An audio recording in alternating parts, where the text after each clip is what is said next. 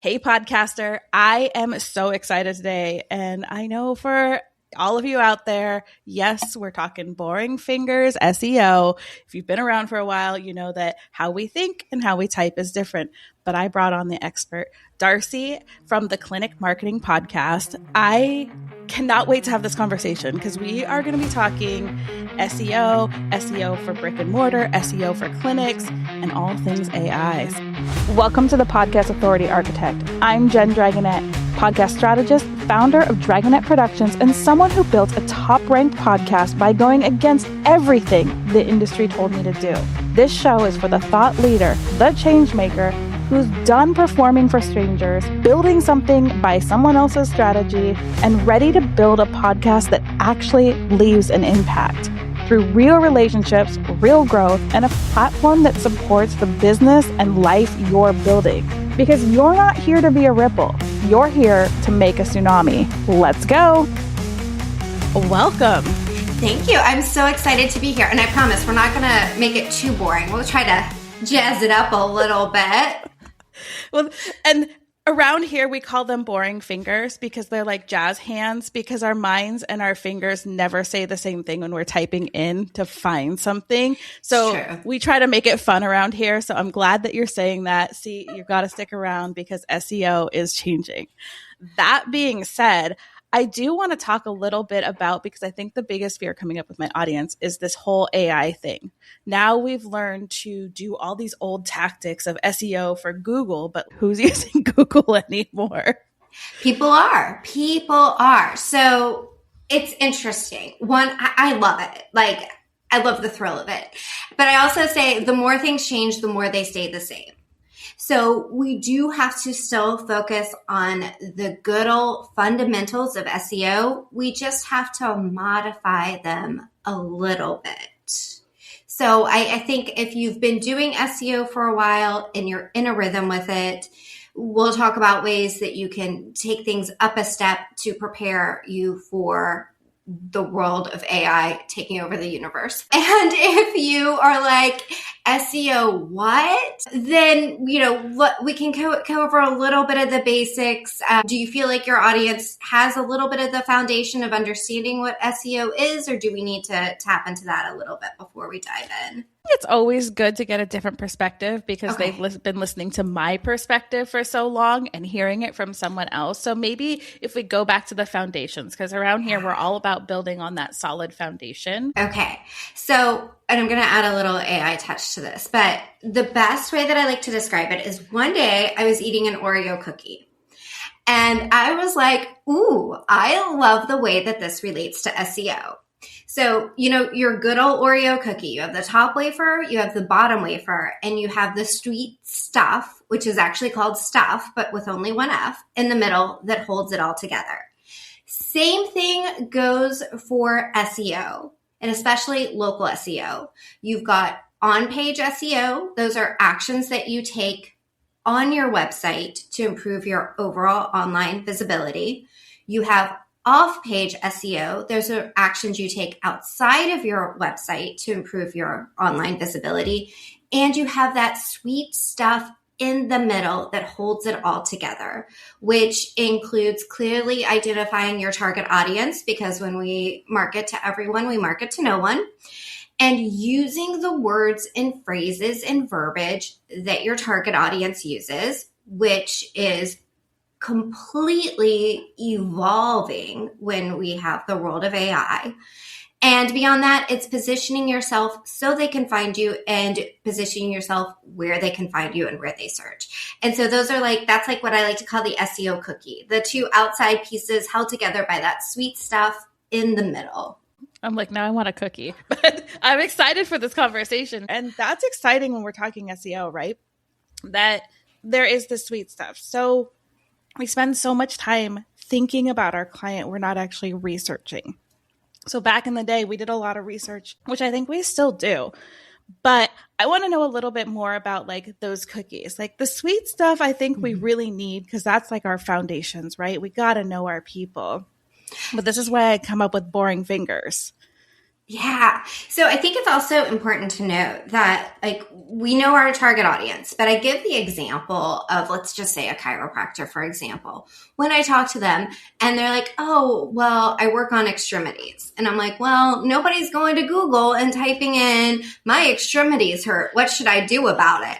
So we have to we know thy potential customer, potential patient, but also put our hat on and say, okay, but what words are they using?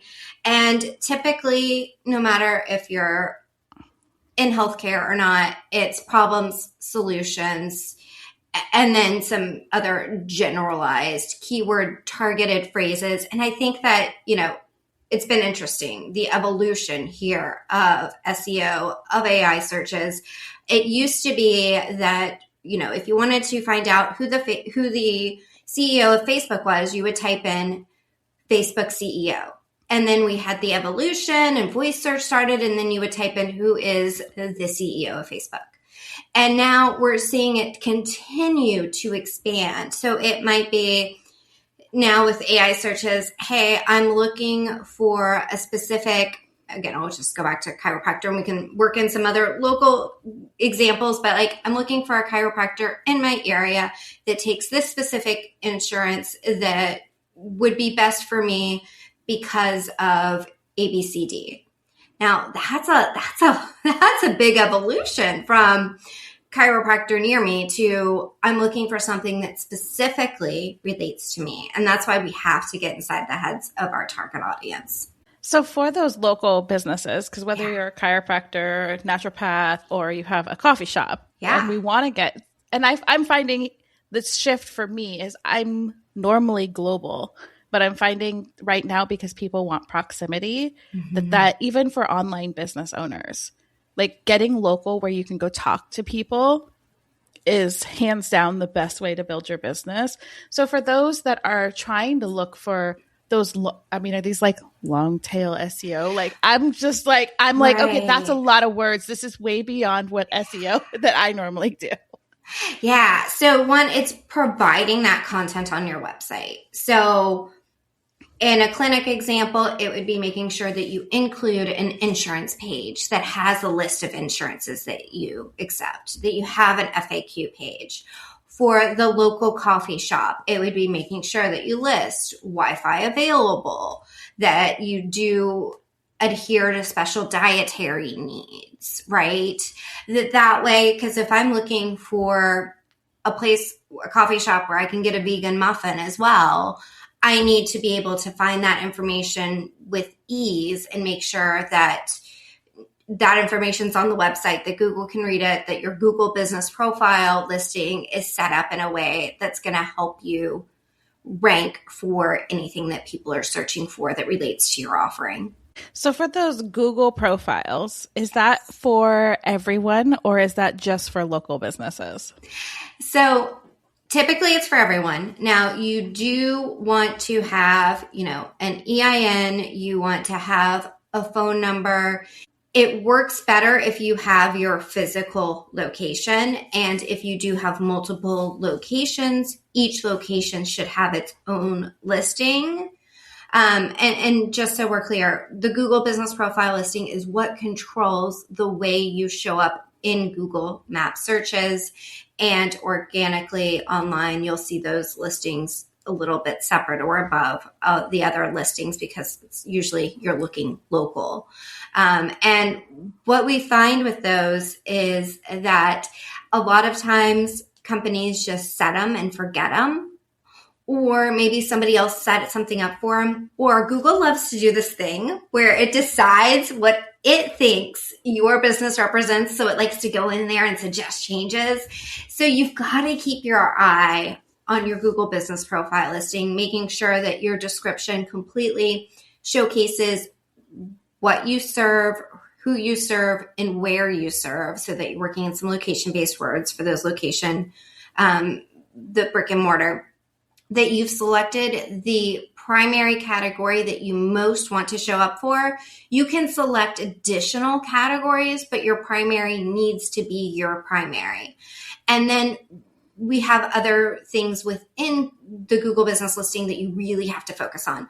For one, it's going to ask you what your social media profiles are. And people are like, that's important, because we've seen when people don't provide it, the links to their social media accounts, that it has pulled other companies' information that has a similar name but isn't that company and is showcasing that information. So we have to give Google as much information that we can through filling out that profile completely, especially when it comes to like parking and accessibility for handicap, handicap accessibility. All this stuff that doesn't seem important is so important, along with, of course, collecting reviews and going that extra mile to make sure you're responding appropriately to reviews, that you're posting content to your Google business profile, which is very different than the way that we handle traditional social media. Oh my goodness. I'm like, now I'm posting content to another place.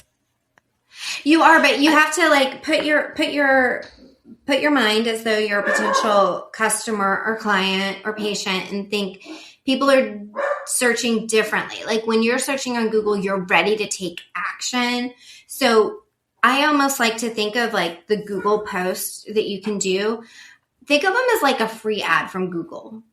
So the key is you want an image, you want a little bit of text, and you want to make sure that you include that call to action button, which is either call now, book an appointment, or learn more, any of those main ones. But and you can keep them in rotation, like pick 4 kind of pillars and do week 1, week 2, week 3, week 4, and then go back to week 1. It can be the same exact post. It's not like social media where you have to be like, oh, here's new content, here's new content, here's new content. You can work in some of your older content, which is nice.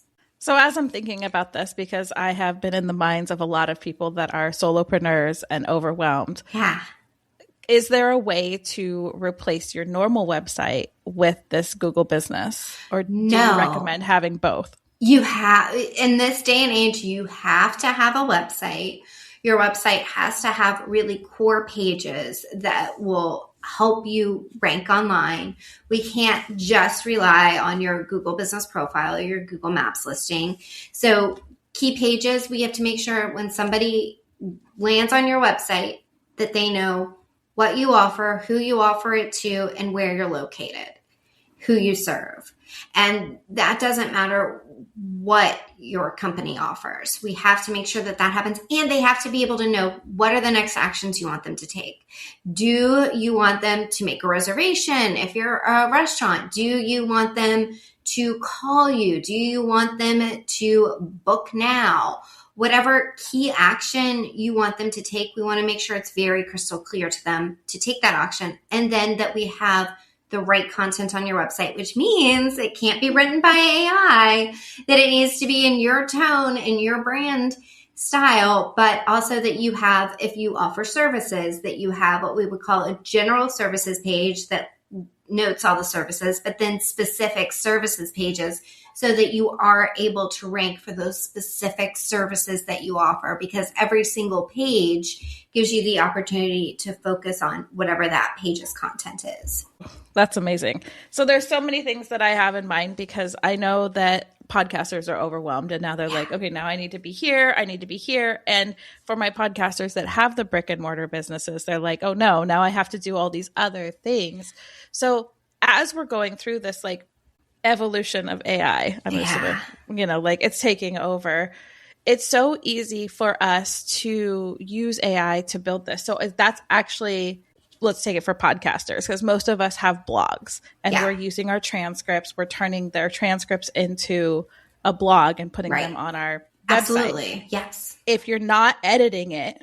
Right. So we want to make sure, now you obviously have to make sure it's edited, that it's including links to primary content. So if you were talking about a specific service, that you're linking to that specific service page, that it's not just, oh, well, I put the transcript on there, that it's ideally laid out more like a blog post. And in an ideal world, you would use something like repurpose IO or something so that it would be able to take the content that you already provided, your podcast, and push it to YouTube, to push it to other socials in a way that makes your life easier and gets you in front of a larger audience.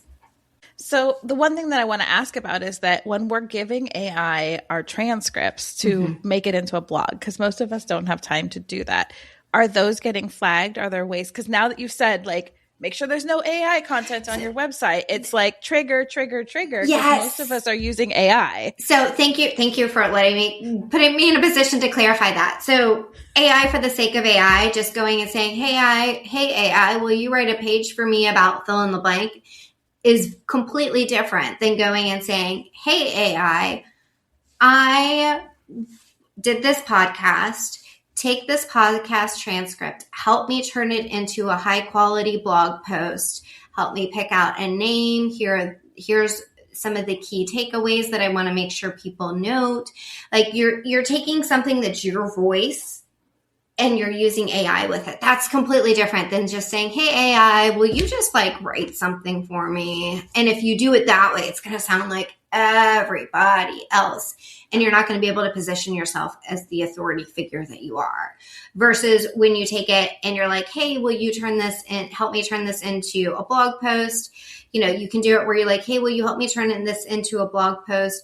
Maybe not mentioning the podcast, and you're going to embed the podcast. You know, you can come up with whatever flow works for you, but you do want to make sure, again, if you're talking about a specific service that you offer or something like that, that you're linking, because when we think about the web, it literally is a web. And so that sends a signal to Google, hey, this topic, because it's linking to this, they're related.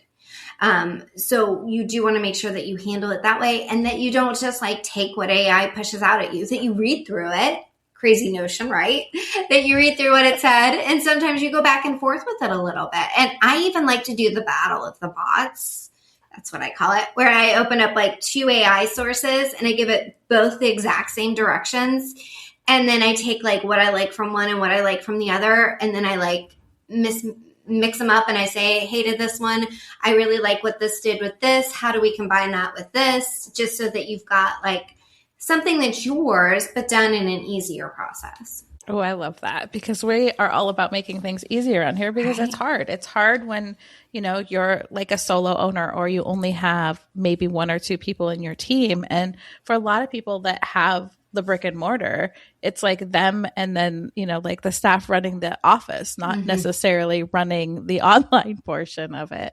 Yeah. So one thing that I would suggest to people that are using this approach is make sure that what you're asking your AI source reflects your brand. So you can say, can you make sure that this matches the tone and the voice and the structure of, and include your URL so that it is, you know, you've got to train it. There's other settings to make sure that it doesn't include the M dashes, or that it doesn't do specific things that automatically yell AI. And we all know AI loves to use M dashes and do like bold, weird words just to draw attention to them. So make sure that you undo that you format things properly, and that you work with it to come up with a title that's enticing. I think that's one of the funner things to do with AI, in my opinion, is help it name things, because then you can get your creative juices flowing, but in a way that still is working in some of your keyword phrases that you're trying to match. And I think that titles, I'm glad you brought up titles, because that's one of the hardest things, right? Yep. That is one of the most important things in podcasting, in YouTube, in all of the things, because that's one of the most searchable areas. How do we get to create those creative titles while, you know, like stuffing in a keyword? Not that we're stuffing keywords anymore. No, but you know, like that's outdated. Right. But like, you know, each episode has a specific theme, a specific topic, a specific keyword phrase that you're probably trying to target. And so again, you can either use one AI source or do the battle of the bots and say, hey, I'm looking for a really enticing episode title around fill in the blank. And I know, like, for people who run their podcast through Buzzsprout. Buzzsprout offers like some options depending on which package you have where it'll help you name it or give you some naming suggestions. And honestly, I think AI is a better resource personally in my experience than what Buzzsprout suggests. Love Buzzsprout, but I think that working with some of the AI, especially once you train it on your brand and it gets an idea of your writing style, your speaking style, what verbiage you use, that it will help you in that way. And you don't want to get too crazy. Like you don't want it to sound too crazy that people are like, well, I don't know what that episode's going to be about. So we do want to make sure that we stay within the realms, but that we're making sure that it's interesting enough. I love that AI can make it easy. One of the things I struggle with, because I do own a production business, is that I find that AI doesn't understand SEO at all. I'm like, act as an SEO expert. And I'm like, I'm not the main expert. Like, I'm okay at SEO, but I know that's worse. So can you tell us a little bit more about, because as you're saying this, I really want to tell my audience, don't use AI for your titles because it lies to you. It doesn't know SEO. But I know that you also said something that's important that I want to like go back to is like the training piece. So like, can you, before we send all of the audience over and they're like, yeah, I'm going to play all of the bots and get these creative, fun titles with this SEO that doesn't mean anything. Can you like back that train up for a minute? Yes, please. So I find this interesting because like I'll get these reports from like potential clients that are like, oh, I asked ChatGPT how I could improve my website with SEO. And this is what it said. And I'm like, oof. Like some of it's like very basic B stuff. And then other of it, you're like, that's just wrong. Or that worked maybe 10 years ago. And I was talking to somebody else in a completely different industry. And I was like, well, I came to you because you're a consultant and you're a specialist in this. And I'm like, I asked ChatGPT first. And they're like, let me guess, ChatGPT said this to you. And I'm like, how did you know? She's like, that's because that's what it says to every single person that types it in. So, AI, all it does is it gathers data points, right? It gathers data points. It makes assumptions based on the data points that it collects. So if it goes through the whole world of the internet and searches everything on SEO, it's going to find really bad information. It's going to find some good information, and it's going to find some really dated information. And that's what it's going to provide to you. And that isn't always correct, obviously. Otherwise I wouldn't be in business, right? So thankful for that. But you do want to make sure that whatever it says, first of all, makes sense. Because I feel like whenever anybody starts talking about SEO and they start talking about certain things and you're like, but does that make sense? Like, the whole backlink thing. And backlinks, if you're not familiar with them, they're when you get another website to link to your website. When it comes to local SEO, this is amazing, especially if you find something that aligns with your target audience and is linking to your website. So if you are a coffee shop and you're partnering with a pastry shop and they're linking to you, like that makes sense, right? But like a blog post about random stuff just to get links back to your website from sources that don't matter. So we have to be careful with what we read, and we have to say, does that make sense? And does that make sense for my brand? So when it comes to working with when it comes to working with AI, usually the premium versions of AI are better. To train it completely by providing it with a brand style guide to make sure it understands your brand completely. Know that it is a tool. It's not a strategy. So in the example of asking it to help you come up with a creative name for your podcast episode, the podcast episode you've already done. So you know the content, it's your content, it's quality. You're just asking it for help as a tool. You're not asking it for the strategy. And that's where people get into issues, where it is that they're asking it to put together a strategy. And that's why they come to you for the strategy. They come to us. So I want to know, because again, like SEO, I have a love-hate with it. Like, how are you helping like people with this whole strategy thing? Because it is a whole strategy. Like, there's a reason you pay a lot of money for a good SEO person. It is deep dive, intensive. Like, there's a lot that goes behind SEO that you're not going to get from, give me a title that goes with this that you think might. No. Like, if you want to grow organically, I would say pay money for SEO. Personally, like, that's where I spent my money when I started my business. Because even though I know how to do it, I'm not the person that's in it every day. Yeah. So there's the fundamentals and the foundation, right? We need to make sure that your website is on a good foundation, that you're not using some kind of rinky-dink platform for your website, that the website loads quickly, that it has the right content on it. And I like to think of it like this, because people are like, oh, well, nobody really reads websites anyways. You know who reads everything on your website? AI. Do you want them to recommend you? And it's kind of like, yeah, people don't read it like they read a book, but they read it like they read an encyclopedia, where they go to the section of the information that they actually need. And so we have, Jane that's searching one way, right? Maybe she's like that. Oh, I always click on the Google Maps listing. You have Tom that's like, oh, I like to use my AI resource and use my battle of the bots to figure out who's the right person for me to use for this one problem.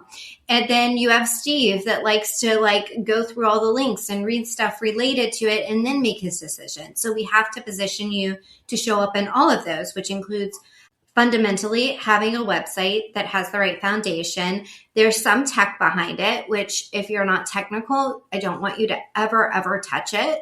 It's between schema markup and coding and stuff that you don't want to touch, because I've seen when it goes wrong, when people are like, oh, well, I wanted to do all this tech stuff, so I did it this way. And you're like, oh, you messed things up. So, indexing, stuff like that. There are instances where it makes so much more sense to rely on a professional to get that foundation set up. You're not going to ask AI for direction on that. You're not going to ask AI for strategy, but to help you name something, to help you come up with a format, to take content you've already done and format it properly, that's, in my eyes, completely different. So, because you can't build a castle on quicksand, right? We've got to have that foundation set. Yeah. And that's what we always talk about around here, because I feel like that's the biggest place that every part of your business fails, whether that's your podcast, whether that's getting people in your door, whether that's whatever it is you're trying to grow, even a friendship circle. I'm like, I feel like if you don't have that foundation down, right, it's just, it might last for a minute, but I live in California, one little shake and it's all gone. Yes, for sure. So you do have to make sure that you have that foundation in place. And then we also have to make sure, again, if you're using images, we need to make sure that it's not just an image, that it has proper alt image text so that it can be read by Google, and that it actually matches what the image is, that it's not like a ginormous image file size, that your file sizes are appropriate. And then we have the conversion optimization element of making sure that people, when they come to your website, when they see you online, they know what that next action is and how to take it with your business. And that's why they come to you, because that's a lot. And if you go to Chat or Claude or any of these, they are going to give you some special way to do things that is going to hide you from everyone. Yeah. And I just, because we're seeing this rise in AI search, we're also seeing a rise in information about what you should do to help you rank in AI. And some of it is good. Some of it does not apply to every single industry. So if you do one of those scans, and I've seen all these AI scans that they're like, oh, this is what I'm supposed to do to make sure that I show up in AI. And I'm like, well, this one, and this one, and this one don't relate to your industry. So don't waste your time. Don't waste your money. this item, and this item. If you've been doing SEO for X period of time, you should have already been doing it. And these items that, okay, yeah, those are small. Are they going to move the needle from here to here? From A to Z? No, but they might move it from A to B. So we have to take everything with a grain of salt and really make sure that if you are speaking to an SEO expert, that you keep asking them questions and make sure what they're saying they're going to do makes sense. And if you are currently working with an SEO company, if you're not getting reports, ask for reports and ask what are they doing monthly. And if they're like, well, we're building backlinks and we're doing this and we're changing meta information, dig in a little deeper and ask more questions. Yeah, that seems a little I'm like, even for me, who's like, I'm going to say like novice SEO because I'm not in it every day. Like, I understand enough to be dangerous and to like get results for my clients, but I'm not doing the full, I don't do website. Like, I'm like, I do your podcast, your YouTube, I grow those things, your website, you're on your own. Like all that other stuff. I'm like, backlinks. I don't want any to do with any of that.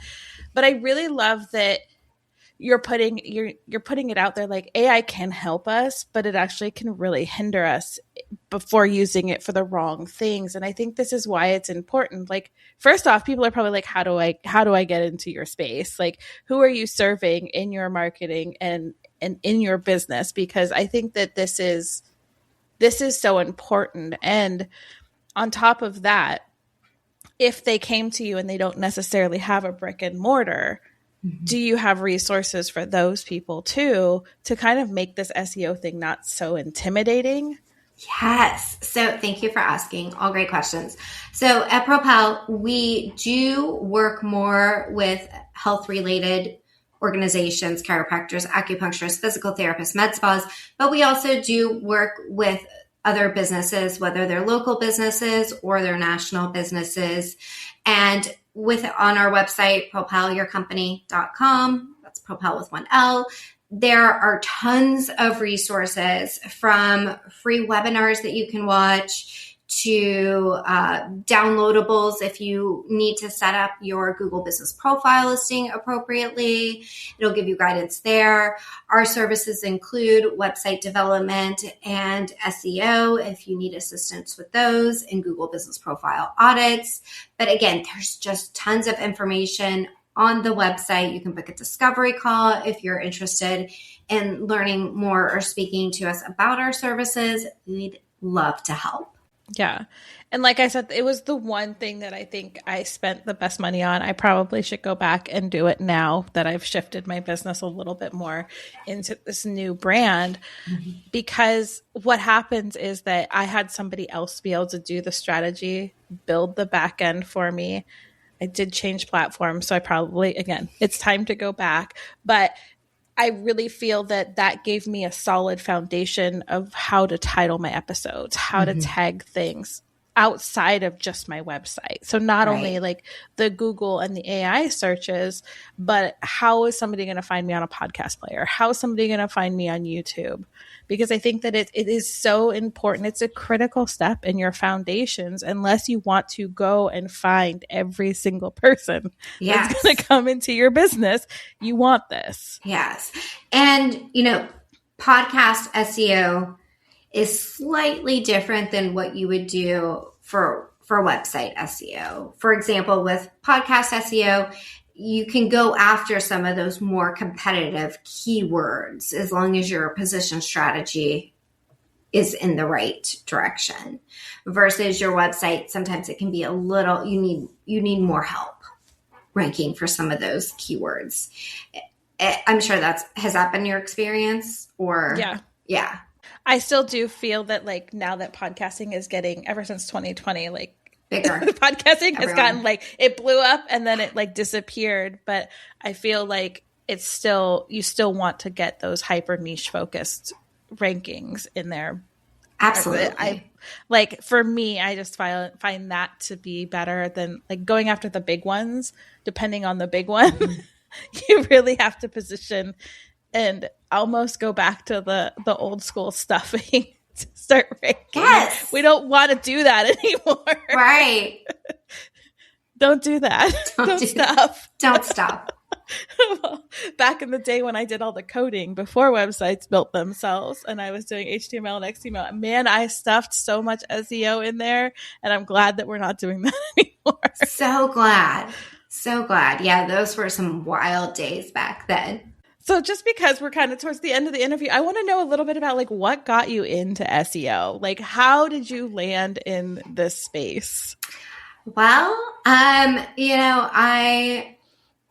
it's crazy when I start to be like, oh, I've been doing it longer than I haven't been doing it. You know, when you like reach that like time where you're like, oh, well, when I was in college, I think back then they called it human computer interaction. And we talked about, it's so interesting because like I remember us talking about AI back in like 1998, but we like talked about it differently. So I think it's been a part of me ever since for so long that when I graduated college, I started doing graphic design and marketing, and I was in corporate America and then went out on my own. And I'm like, well, we started the marketing agency and then just really had a strong love of SEO because it's organic. I feel like for me, I resonate better with that than I do paid advertising. And I've always just been a little bit better at that because it's really helping you shape your brand and your visibility online.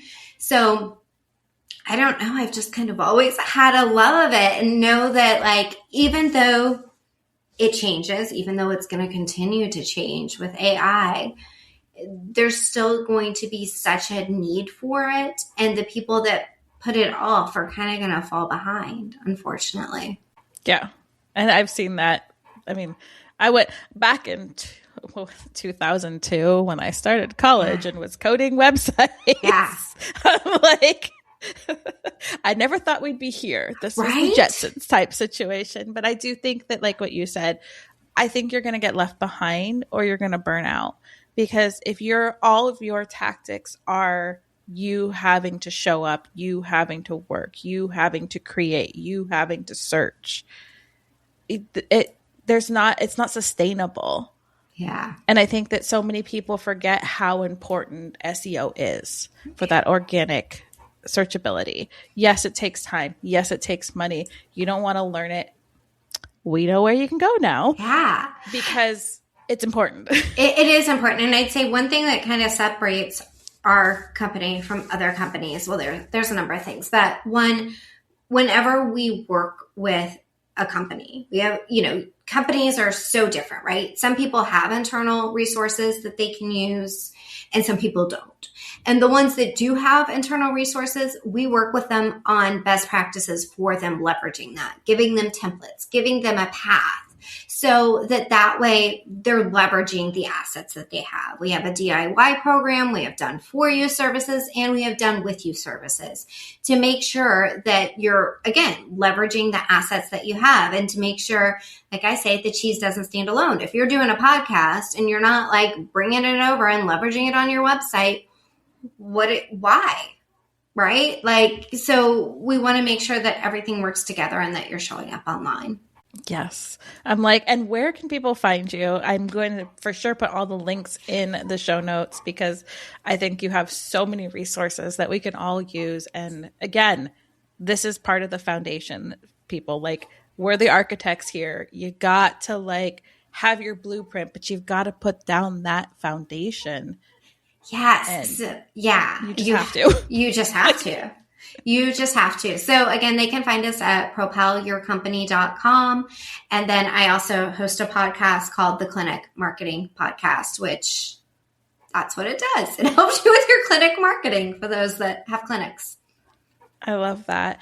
And for those of us that are ready to take a 15-minute action, what's a DIY 15-minute action that we can take this week to maybe tweak our SEO or something to just start moving forward to this more organic? Okay, so I'm going to give you two.